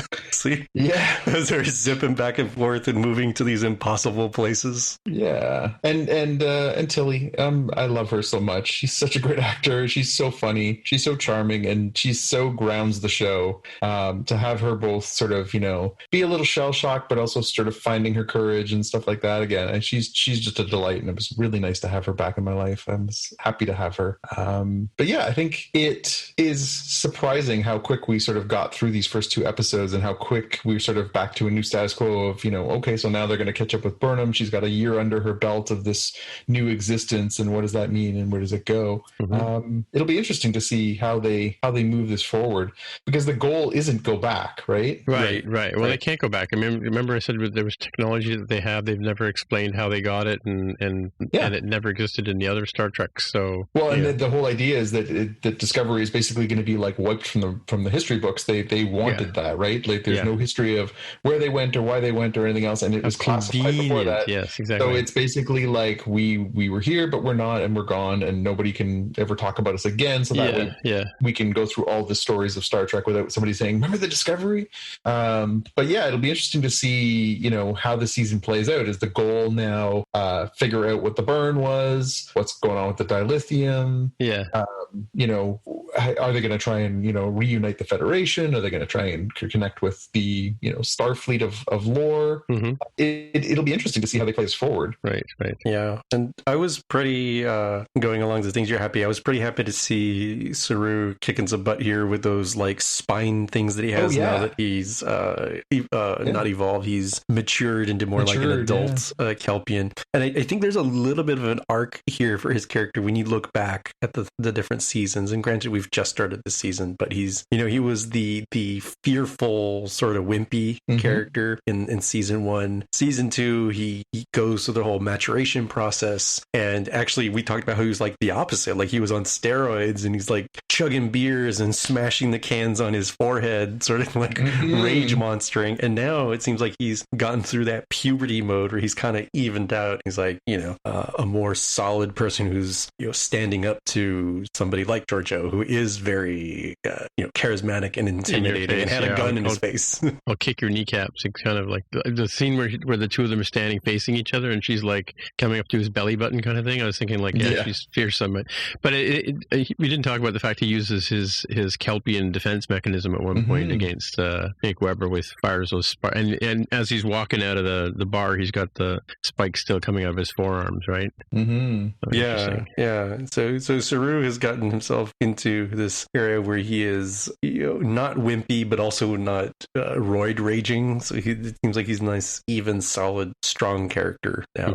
Cool. All right. So we move on to our watch list. Sure. Yep. All right. So I mentioned first up for me is the Next show, which is now on the air. Weirdly, though, they've only shown 2 episodes and there's no third episode scheduled, which I find very odd. Right. It's about a computer AI that's, you know, taking over sort of, you know, another Skynet kind of thing. But very, very well told and very interesting. But it's on regular TV, so like that's a stretch. And also on regular TV is War of the Worlds, which is a new show. Well, it seems to be new to us, but again, like we talked about with, you know, syndicated stuff, it's from 2019. I think it's British because there's a lot of British actors in it. Some big names like the actress who played the mother on Downton Abbey, you know, the American wife that the Lord of the Abbey marries. You guys don't have no idea what I'm talking about. No, indeed. And that guy from Miller's Crossing. Oh, I forget his name now. Irish actor Gabriel Byrne. Yes, Gabriel Byrne. He plays one of the main characters in it. It's you know, it's a retelling of the H.G. Wells War of the Worlds kind of story, but sort of more modern pandemic-y kind of take to it. So it's kind of interesting. And the Star Trek I was talking about, I stumbled across this the other day, and I thought I'd seen most of the Saturday Night Live Star Trek send-offs, but this one is called Star Trek V: The Restaurant Enterprise, and it's all about how, you know, the whole Star Trek Enterprise deal is done, and so they've turned the Enterprise into a revolving restaurant. You know, and Mr. Spock is one of the waiters, and Captain Kirk is the manager of the. And it's actually William Shatner. He Kevin Nealon plays Spock, and Shatner plays Kirk. He plays Captain Kirk, and then Phil Hartman plays Dr. McCoy. You know, and at one point somebody's choking, and he says, "Can't you help him?" He goes, "Damn it, Jim, I'm a doctor." Oh, hang on a second. Does the Heimlich maneuver on him, and Sulu's there, but Sulu's like put on weight, and they're joking about how he's getting heavier and all that kind of stuff. So it's pretty funny, short little thing. The classic one they did back in the day with John Belushi as Kirk was pretty funny, but then Chevy Chase as Spock. One of my all-time favorites was the one where it was Shatner hosting. Yeah. It's the one where he roasts the Star Trek fans. Oh yeah, in the audience, you mean? In the audience, yeah. And then at the end, he's like, "No, wait, I was just pretending to be evil Kirk from the Mirror episode." Oh, really? Like, oh, good, yeah. That is one of the funniest things I've ever seen, because he just tears into Star Trek fans for like 4 or 5 minutes, and you know that's what he really thinks. Well, he did do that. I mean, he did do that once where he I think he famously said, you know, it's just a movie, and like, what are you guys doing? And it was probably like maybe 10 years into the whole phenomenon, you know. That's when he was high on that TJ Hooker money. Maybe, yeah. Maybe he thought he was all that, and I think he's and Galaxy Quest is a bit built around that story too. For those of you who haven't seen that or transporting at home. And my last pick here is The Right Stuff, which is Tom Wolfe's story. Was made into a movie by, I think, Oliver Stone back in the day. But this is the retelling of the Mercury 7, which are the first 7 astronauts that they were basically test flight pilots who became astronauts. You know, John Glenn was among them, and Gus Grissom, and I can't remember his name. The guy who actually went up first. But it's interesting. Armstrong? No, you mean the originals? Yeah. Crap. He was the captain on 14, I think. Glenn Shepard. Shepard. No, it was Cooper, Grissom. Alan Shepard. Alan Shepard. Sorry, that's he's sort of one of the main characters. I'm trying to remember them all. Alan Shepard is the first man who went up in a Mercury rocket, but John Glenn went up and orbited the Earth. That's why John Glenn gets all the glory. And plus, he was a better looking guy, and blah blah blah. He was much more presentable as a space hero. But it's an interesting story about the whole sort of early days of NASA, and it's like literally the kid runs into the room with the clipboard, and he's like, I'm looking for. He walks into the room, sees two guys in an empty room, like empty warehouse with like a desk, and their white shirts and their black ties, and he kind of goes, oh, sorry, wrong room, and he runs back out, and they go, hang on a second, what are you looking for? I'm looking for NASA, and they're like, yep, you found it. It was like literally a desk with two guys sitting at it, right, when it first started. Yeah. So it's kind of an interesting take. I mean, I'm pretty sure I read the Right Stuff book, but and the movie was okay, but it wasn't as good as the book. So this seems to be it's a serialized TV show, so it's going to be much more. And it's on, I want to say, is it on Disney or Apple TV? Plus? No, Disney Plus. Disney Plus. Yeah, and it's being doled out one episode at a time, so you have to wait a week to get the next one and all that kind of stuff. But I guess that's the future of streaming TV. I guess for the big franchises, they'll give you 3 or 4 shows and then get you hooked. Yeah. But that's it for me. And speaking of serialized television, what's up next? Well, I'll do a real-time follow-up for you. It's Phil Kaufman. Philip Kaufman was the director and writer of the original Right Stuff. There you go. Phil Kaufman famously, he did Invasion of the Body Snatchers, the 1980s version of Invasion of the Body Snatchers, and he did all kinds of stuff. He's still alive too. Yeah, 83. The Wanderers, Unbearable Lightness of Being. Yeah, he's a pretty well-known director. Anyway, my pick for this week is a no-brainer. Mandalorian Season 2. Sorry, Jaime. Mandalorian Season 2, must-watch television. I can't believe people are not watching The Mandalorian. Can you believe there are people in this world who do not seen a single episode of The Mandalorian? I mean, really, like, what kind of world are they living in? Scraping together my pennies as I get my CBS All Access Star Trek Discovery immediately, which is an advantage to the privately paid system versus the socialized sci-fi that y'all have. We have to wait in line or something for your disco. But yes, that's why I'm like, I'm gonna get as much value as I can and get Hamilton and all 2 seasons of Mandalorian and anything else that comes out. And the behind the scenes thing, exactly. Yeah. With one $7.99 or whatever it costs per month thing. So you can watch Solo whenever you want. Yeah. I'm looking forward to it again. Another 8-episode season starts on October 30th. So by the time this airs and we do another one and the next one airs, we probably will be right there. Season 1 was fantastic. It was really, really interesting, and it ended with a really sort of interesting twist, which I will not talk about here. And I'm looking forward to seeing where they go next with this. I mean, they've shown us a pretty good trailer, and there's all kinds of possibilities for this sort of darker side of the Star Wars universe. And I have nothing but faith in the people that are working it. Dave Filoni, of course, famously worked on Clone Wars, where he really got into the Mandalorian stuff there. He worked on Rebels, where again he had a prime character who was a Mandalorian and really developed that there. And then Jon Favreau was the voice of one of the Mandalorians and worked on some of the episodes of Clone Wars too. These guys love this world and they are way into it, and they seem to have sort of carte blanche and have brought in some really talented actors and some really talented filmmakers to tell these little like 1-hour mini movies, and it's fantastic. I honestly, I don't think there's anything I've been more excited for this year, especially this year, coming to television than this. This is fantastic. So I'm glad we're getting it. And then of course they're going to dole it out week by week. It starts on the 30th and it runs right through till the week before Christmas. So we will have to endure that. But the bad guy, Giancarlo Esposito, he seems to be in a lot of things these days as the bad guy. Oh, he's fantastic. Well, I mean, he was in The Boys, right? Yes, he The Boys, is, of course, most well known, of course, for that, for Breaking Bad. But he was great in The Boys, and it'll be interesting to see if he has sort of a different. We really didn't get much of a taste of him until the end of the last season, so it'll be interesting. But to see. He's in the trailer, so he is, and spoilers, Jaime. Sorry, he has a very special weapon that will be a very interesting part of season 2, I think. So yeah, dying to get into that. Can't wait. Right.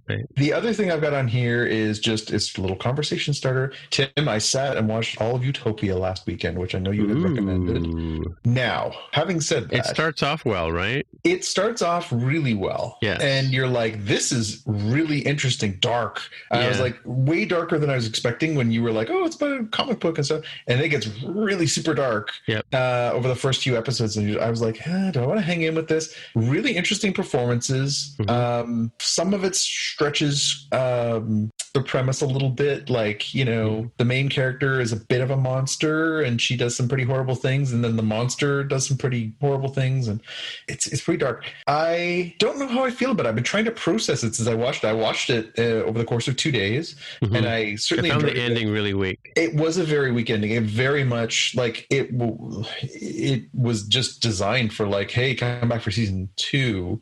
Yeah. But it wasn't at all satisfactory conclusion to a season. Like, there's no way you could be like, oh, well, you know, if they don't come back for season 2, I'm good. Like, it's completely just open ended, and it didn't. There was no real like, oh no, it was just really kind of wimpy ending. But they had that whole sort of deep underground conspiracy kind of vibe going for the first, 4 or 5 episodes, and then they kind of just and a few really good twists. There was some stuff you didn't see. Like I'm hard to like. It's hard for me to not see stuff coming. There was a couple of things in there where I was like, oh, I did not see that one coming. There's a couple of deaths and a couple of just pretty dark moments where I was like, they're not going to really go there, are they? And they went there. Like, but yeah, I would say it's certainly worth a watch. Some interesting performances. John Cusack in particular, very, very interesting character that he gets to play. What have you done to earn your place in this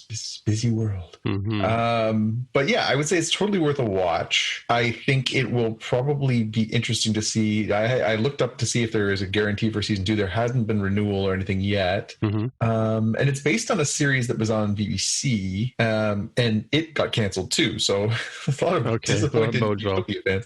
Yeah.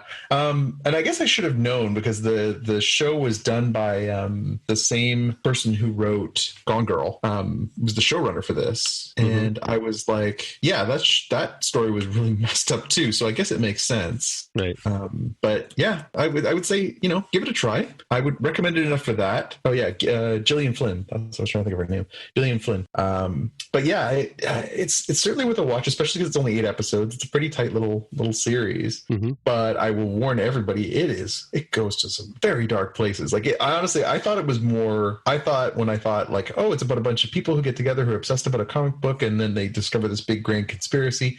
I thought for sure it was going to be like, not YA, but like a little higher than YA, but it is like a hard R. It is a hard R. Like there's like brutal deaths and like pretty shocking violence and just some disturbing scenes. So go in with that in mind. But yeah, worth it. Cool. All right. And Jaime, to wrap us up. Yeah, mine isn't so much a watch as it is a read. So this is a little website called My Star Trek Scrapbook 2 on Blogspot, but it has some scans of the issue number 282 from 1988 of Mad Magazine and their spoof of Star Trek The Next Generation, or as they describe it in their legally okay satire spoofy way, Star Blech The Next Degradation. And if it's worth a read, it is a reminder that disapproving of new Star Trek series is passed along generationally as just like any particular thing, and it's always been this way, and it probably will continue to be that way. And this is from the first season of the show. We can tell because Tasha Yar is still here, and they're lampooning the fact that, like, man, aren't these people kind of bland? Like, they don't run around and punch people and have sex with alien people. And they did recognize some of the ridiculousness. I'm going to just read the part where Counselor Troy says, "I'm Counselor Nirvana Floy, half human, half alien. I'm into psychic phenomena and ESP, which in my case stands for extra central proportions. And here's the zinger here. I can't explain it, but I feel things no one else feels, especially in crowded elevators." Just so bad. It's so bad. But yeah, they've again, even back in 1988, there was concerns and doubt about, is this Star Trek show and really Star Trek? It's not Spock and McCoy and Kirk sort of thing, and fun. Well, and it's a good reflection of what season 1 was like too, because I think there was a lot of people who were like, it's kind of Star Trek, it's still finding its footing, right? Like I actually sat down a few years ago and started rewatching season 1 because Xavier took an interest in season 1, and we watched a few episodes and I was like, damn, some of this is bad. Yes. Like it's not good. It's not good at all. Like it's worse than, we rag on Star Trek the motion picture and some of those things, but damn, some of those first season episodes are damn near unwatchable. They're really bad. Yeah. And then they changed the Doctor and it got even worse, right? But, yeah, you definitely got to sit your children down, and when you introduce them to Star Trek, you'd be like, look, you're going to think some of this stuff is pretty good, right? Whatever this newest stuff is that you start with. And you may or may not have opinions on the bad stuff. The old stuff. But you're definitely going to think that newer stuff, when you get older, is bad. And your children will think, newer stuff is bad, and their children, and so on and so forth, until time is done, right? Until the heat death of the universe. This will continually be a thing. But this one, I think, was pretty fun, and I kind of enjoyed some of their... This is a really old blog. How did you find this? I don't remember why this came up. Yeah, you're right. This is from Wednesday, March 2nd, 2011. I don't know. I had it in my list of things, and I felt it was appropriate to rehydrate here, given that we're talking about the new season of a less new show, but still kind of, fans are kind of wondering. I'm like, this is exactly what happened to TNG, which happened to DS9, which happened in Voyager, which happened with Enterprise. And guess what? This is just the way Trek fans are. I take it in good fun. Yep. I'm pretty sure I owned that magazine back in the day. Yeah, I think maybe I did too. Yeah. You know why, maybe I read yours. Really old. I might have had this one, but given it came out in 88, I probably had it from like a used comic book store setup or something where it got like a whole bunch of Mad magazines. Unfortunately, he doesn't have a scan of the cover, but I bet you if the cover was Star Trek stuff, I probably would have been attracted to it and be like, oh, we need to spend the 25 cents on this one. I'm just reading real quick here, thing about what blog TO about what the Canadian theaters are doing. Discounted alcohol. That's one good way to get people in. Well, since they closed down all the bars again, I guess that's it. Yeah, they're doing some drive-in showings of stuff and concerts and things. But I guess it would suck if I used to have a TIFF membership. I let that expire because there was no point in having that. Yeah, they could run down and watch classic films, right? But same thing with Hot Docs. Apparently, Hot Docs is going to have trouble this year. I think they already had Hot Docs, right? Anyway, that's it for another week. So, hey, Jonathan, people want to get in touch with you. Where do they find you? They can find me on Twitter and Instagram as @JPK News. Right. And Jaime, people get in touch with you? I'm on Twitter as @DevWithTheHair. Right. My name is Timitra, TIMMITRA. On the Twitter machine as well, you'll find me. And so until next time, we'll see you in the future. Bye. Bye. Bye. You've been listening to the Spockcast podcast. If you want to find out more about the podcast or see the episode show notes, visit the Spockcast website at spockcast.com. You can get in touch with us on the website or follow us on Twitter at Spockcast. If you have feedback or questions, send us a tweet with the hashtag AskSpockcast. If you like the show, please consider recommending us to a friend, writing a review on iTunes, or pledging any amount at patreon.com/Spockcast. You can find details on how to help us on our website, spockcast.com/sponsor us. Thanks for listening, and we'll see you in the future.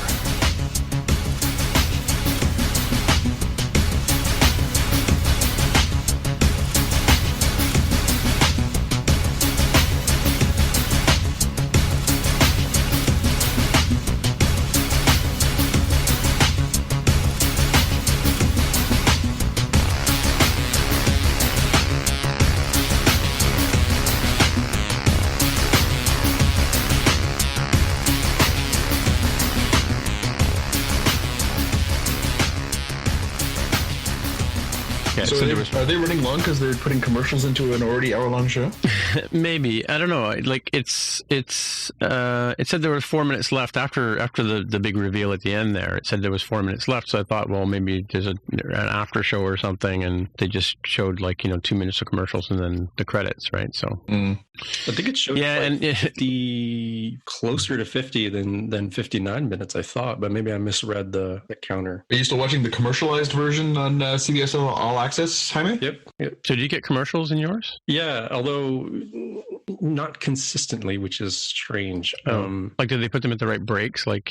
They do, but it seems like they've changed strategies where rather than showing one commercial or possibly 2 little short commercials after every 10-ish, 15-ish minutes, like you would see in a normal broadcast show, it seems like they're doing it as all right, we'll let you go 20, 25 minutes, but then we're going to show 90 seconds of commercials. Yeah, but you know how they have those blocks where they kind of fade to black, and then watching Lower Decks, I noticed they would fade to black and then they would come back up to the next scene, and that to me seemed like a natural place for them to signal to the stations to insert commercial here, because they don't seem to go by a cadence now.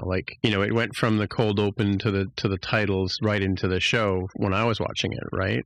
Whereas sometimes they would do cold open and they would have some sort of title sequence, and then they would go right to commercials, like in traditional TV, right? But yeah. Do they sort of land in natural spots, do you think, or they do? So it looks like they still do little areas where the scene cut, you could imagine it being shown on broadcast television. And in fact, I know they are doing that for season 1 of Discovery, I want to say, on CBS. Right. Oh, right, yeah. I haven't watched it because I'm dude, I got CBS All Access. I can watch in any random order I want, right, at any time. But for science, you should for this show. I mean, think of the poor fans out there who have to suffer through it. You have to experience at least one broadcast version for us. Yeah, I think maybe I'll watch at least the first episode then and just see, or whatever the latest episode is that I run across, and say, all right, let me see what this would be like. But to answer your question, it does seem like the show itself has spots where it's clear, all right, here's where a break would be, and they may not necessarily actually break. And in fact, like I mentioned, it went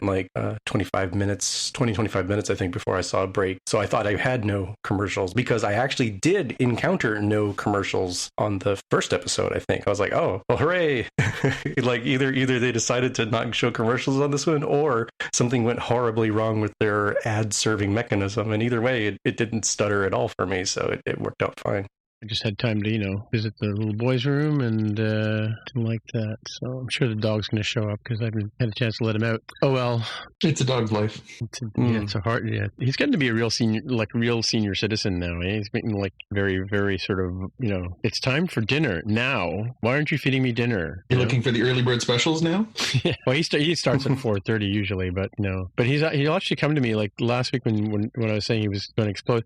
He puts his head on my lap and he pushes me with his head a friend of mine's dog used to grab you by he'd grab your sleeve and he would grab your sleeve and tug you towards the door, but he's getting like that, not taking for an answer, right? So we were trying to take apart some furniture in the dining room today, and so we had the furniture blocked, he couldn't get out of the kitchen and I couldn't get into the kitchen, and Carol was on the other side too, right? And he's we're sorry buddy, we know it's 6:00 and the CBC's playing the news on right now, but anyway, poor Pavlov. That reminds me, I gotta feed the dogs. Anyway, you didn't get the joke? No? All right, never mind. Whoops, I forgot to put my watch list out. I'm going to go grab that. My watch list item. Whoa, who put all this stuff in here? Is Jaime back? Yeah, I didn't leave. I just went silent as I went to go grab my item out of my my notes. Literally you said I went to go grab my, okay, never mind. No, I meant to say I need to, well, yeah, I guess it's confusing because I need to I need to switch to another window to find the notes that I had left but forgot to copy into the official notes. So actually, on TV, I'm watching the trial of the Chicago 7. Have you guys seen that? Oh, I want to watch that. That's on my to-do list for sure. Yeah, it's amazingly, right? Wow, so a ridiculous court. I mean, these guys were all charged, right? Conspiracy, but it was all, the appeal was turned over. The judge in it is just crazy. It's there's some parts that are unwatchable, but it's funny to see how these protesters protesters all kind of got together and different groups, like the different factions. Mm-hmm. It was all at the the U.S. because I've only ever seen the riots in Chicago and the footage you see on TV and stuff, right? Mm-hmm. And as you know, with the lens of journalism, you can basically make something look a lot bigger than it is, Yep. But I'm dying to get back to it. I was watching it just before Discovery came on, and I was like, Discovery or watch the end of this, Mm-hmm. It is really good. It is. Sacha Baron Cohen plays Abby Hoffman, and who's the guy from the All Creatures thing? The guy who the new Harry Potter, not Harry Potter, from the new J.K. Rowling movies. Oh yeah, I know the guy you mean. Eddie Redmayne. Yeah, Eddie Redmayne. He plays an American, Democratic, student union guy, flawless Canadian or American accent, right? So it's funny. Like Sacha Baron Cohen has a sort of New York accent, and it's really good. It's really interesting portrayal, and sort of the way that the defense works, and and of course one of my favorite actors playing the Attorney General lawyer, young guy from Third Rock from the Sun, the kid. Oh, Joseph Gordon-Levitt. Yes, Joseph Gordon-Levitt. Yeah, he plays the prosecutor, which is interesting. Sort of put into that position to Yeah, but it's funny every time the defense attorney will get up and what do you call it when you object? I object to this, and instead of letting the judge say overruled, the entire room goes overruled. All at once, right? Yeah, I mean that show had me at Aaron Sorkin. He's one of my Aaron Sorkin, all-time favorite writers, and now that he's moved into to filmmaking as well, as Social Network. I mean, West Wing is hands down my favorite television show of all time. I still have to watch that, but it's really so this show is really well written and really well put together in terms of it's not just a chronological storytelling of events. Mm-hmm. It centers around the trial, which went on for forever, right? Yeah. But this judge, at one point, the defense attorney says, "I want a gerontologist sitting up in the stands to keep an eye on this judge because he's just making wacko decisions." Right? Yeah, the whole thing's a setup, right? Like from the get go. Yeah. Did you guys watch that Netflix show When They See Us last year? The one about the kids in New York who were accused of rape, and they basically railroaded them. That's another one I want to watch too, right? Yeah. That was it's Ava DuVernay did that. She's the Wrinkle in Time and Selma, and that was some of the most compelling television I've ever seen. It was so good. The one actor in particular, all the kids, they basically had the actors who played them as boys when they were in their early teens when they were accused of the crime, and then they had them later in life. They had actors playing them. Some of the kid actors, teenagers, were incredible. But one in particular was just unbelievably good. Maybe I did see that one. It was like a 4-part miniseries or a 3-part miniseries. Yeah, I think I did watch it. Now you say that. Yeah. Yeah. I just looked it up. This guy's name is Jharrel Jerome, and he plays Corey Wise, and he is unbelievable in this show. But I mean, it's same circumstances you're talking about, Tim, where they were just, there was no way they weren't going to railroad these kids into court and railroad them into in this whole public spectacle. And Donald Trump bought a full-page ad saying they should be executed. Yes. All this stuff, and it is just an absolutely heartbreaking thing to watch these young men get treated like this because they were poor and black and lived in New York City at a time where things were even worse than they are now. And damn, that is such a good. Definitely everyone should be forced to watch this. It is so good. And it's just one of those things that makes you want to crawl to your skin as a Caucasian person. You're just like, oh man, we are a problem. Yeah. Well, I like this.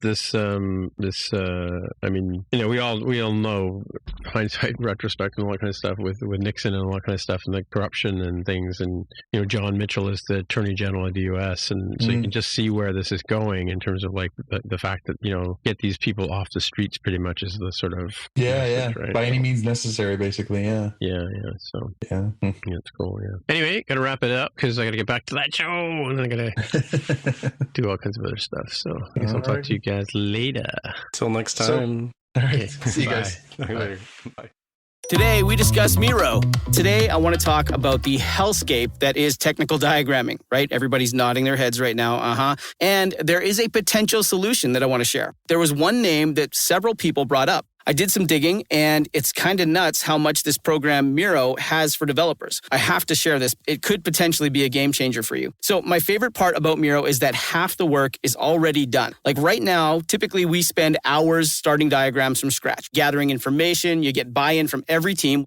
That's a lot of work to do. But Miro has a full set of integrations with the tools you're probably already using. And they also offer open APIs and SDKs for custom solutions for all those niche diagramming use cases we have to do, right? So the end result is the same, but it doesn't take forever. It's a massive, massive time saver. I'm transforming basic flowcharts and network architectures, and it all lives in one place. So are you using Miro? Have you used it? I want to hear. That's Miro.com.